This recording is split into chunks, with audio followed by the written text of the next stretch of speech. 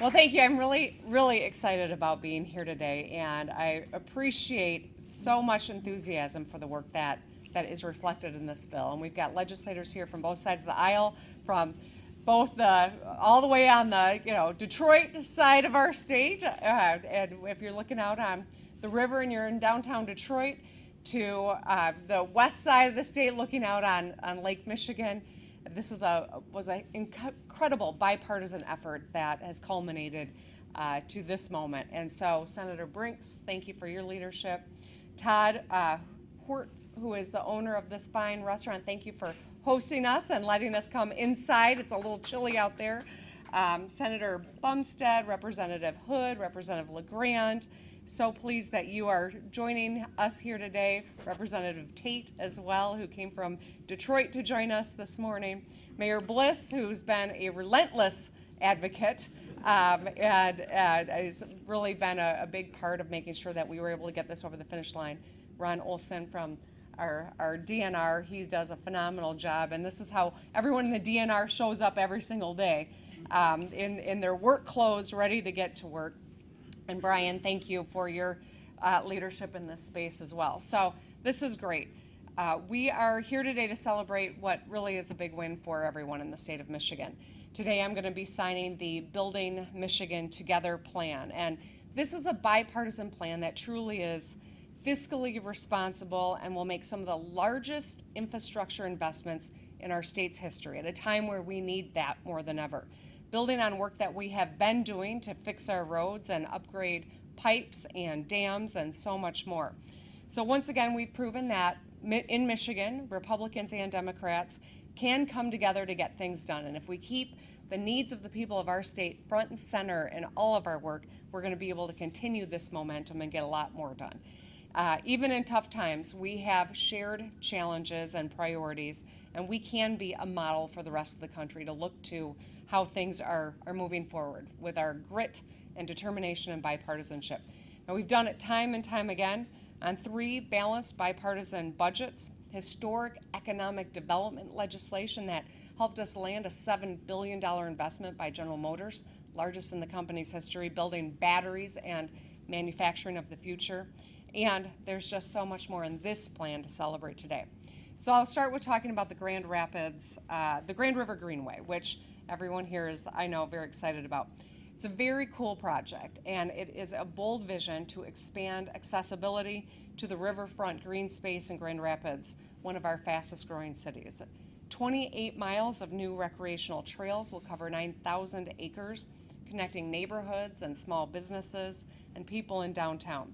And it'll be a place for Michiganders to exercise, to take a walk, to grab some food or a drink. And I personally look forward to connecting with some of my friends with whom I grew up in Cascade, to get down here, get a little exercise, and grab a bite to eat at the Pyramid Scheme, or right here, or going and grabbing a beer at one of the phenomenal breweries downtown. Now, the Grand River Greenway will result in more green for our economy as well. Our investment is going to be attracting new businesses in the area. It's anticipated to spur $17 million in recreation spending and leveraging $420 million in private investment to help build more housing along the water and so much more. This project's going to improve the quality of life for residents and generate new opportunities for small businesses, including Linear Restaurant right here, and create good paying jobs. So this is an exciting moment to celebrate some of the amazing things that are happening right here in Grand Rapids. The Building Michigan Together plan also makes the single largest investment in our state and local parks in Michigan history. And we know the last couple years have been challenging, and that's a great understatement, I know. But we've also been able to get outside, even in the height of a pandemic, and enjoy our beautiful parks, which really set us apart from anywhere else in the world, frankly. So in addition to the Grand River Greenway, this plan will improve all 103 of our state parks and hundreds more local parks while increasing tourism, outdoor recreation, and supporting businesses in all the surrounding communities. And we're building another greenway in Detroit and a new park in Flint. Now I want to just take a second to talk a little bit more about that. In one of my first meetings with Director Eichinger, who is the head of DNR for the state of Michigan, he was talking to me about how 82 counties have state parks in them. Now, you all know we got 83 counties. So, of course, my question was, what county doesn't yet have a state park? And it was Genesee County, if you can believe that. And so Genesee County is getting a state park as a result of this work today. And I'm really excited about that aspect too, because people in Flint deserve great outdoor recreational opportunities, just like people in the 82 other counties. So in addition to historic investments in our beloved parks, this plan will help us continue fixing the dam roads. And the dams and roads, by the way.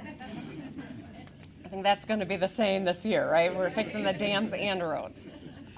In addition to historic investments in the parks, since I took office, we have rebuilt and repaved 13,000 lane miles in Michigan, over 900 bridges, employing 82,000 people doing that incredibly important hard work. We're fixing the roads the right way. We're using the right materials and mix so they stay fixed. And with contractors ensuring that employees are making prevailing wage, so we're all getting the best value for our tax dollars. And the Building Michigan Together plan keeps us moving forward by supporting that ongoing work and initiating dozens of statewide projects. In West Michigan alone, there are 19 projects planned over the next few years supporting 1,400 jobs. And this plan will support 4,000 jobs just fixing freeway ramps, improving vital commercial corridors, and keeping drivers safe on the road as you go to work or drop your kids at school. So we're also going to be rebuilding regional airport runways, refurbishing terminals, increasing their capacity, and it will help fund public transit projects to ensure they can continue serving their communities effectively and efficiently. And of course, we're looking at water. Water defines who we are, so we want to talk a little bit about water. This is a top priority for us as a state, no matter who you are or what part of the state you hail from. Michigan, Building Michigan Together plan invests 15 times structure. It's our usual investment in water infrastructure is 15 times greater this year because of federal resources that we have received. It is the single largest investment in water infrastructure in Michigan history. Now, the plan will protect access to safe drinking water at home, school, and work. It will help us tackle toxic contaminants like PFAS and fix more sewer systems across our state. This will support 27,000 more good-paying jobs and help us replace 20,000 lead service lines across the state and build so much more. We also are expanding our work when it comes to high-speed internet and affordable housing. Every Michigander deserves an affordable, attainable place to call home and a reliable connection to high-speed internet. So both housing and high-speed internet form the basis for economic success in today's day and age, and that's why bridging this digital divide is a top priority that our incredible Lieutenant Governor has been spearheading on all of our behalf. This plan will help thousands of families and small businesses get access to reliable high-speed internet so they can more fully participate at work, in school, and compete in the global market. And as I always like to say, if you nowadays can work from anywhere, why not work from the most beautiful place on earth? So we got to make sure we got that broadband so we're competitive in that space too. So this is going to help over 100,000 families stay in their homes with mortgage and rental assistance and finance energy efficient home repairs for homeowners, further lowering costs. And it will fund the construction of affordable housing units to house thousands of Michiganders, giving stable foundation to many families who desperately need it. So I'm really proud of this plan. It's a great day, one of many to come. We should continue the spirit of collaboration to get a balanced bipartisan budget passed that doesn't raise taxes, and in fact, I'm hopeful that we can decrease the tax burden on retirees and working people in the state of Michigan. At least one person's excited about that. I put out my budget proposal a couple months ago, and I'm excited about working with the legislature to get it done. The budget, I think, is an opportunity for us to show what we really value in this state. Like anyone's home, where you spend money on are the things that are important to you.